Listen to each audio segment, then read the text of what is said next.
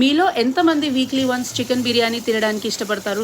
నాకైతే అట్లా ఇష్టం ఉండదు. అట్లీస్ట్ 2-3 వీక్స్ గ్యాప్ రావాలన్నమాట. ఇప్పుడైతే నేను చాలా రోజుల నుంచి 2-3 వీక్స్ నుంచి కంటిన్యూగా పులావ్ అని చికెన్ బిర్యానీ అని చేస్తూనే ఉన్నాను.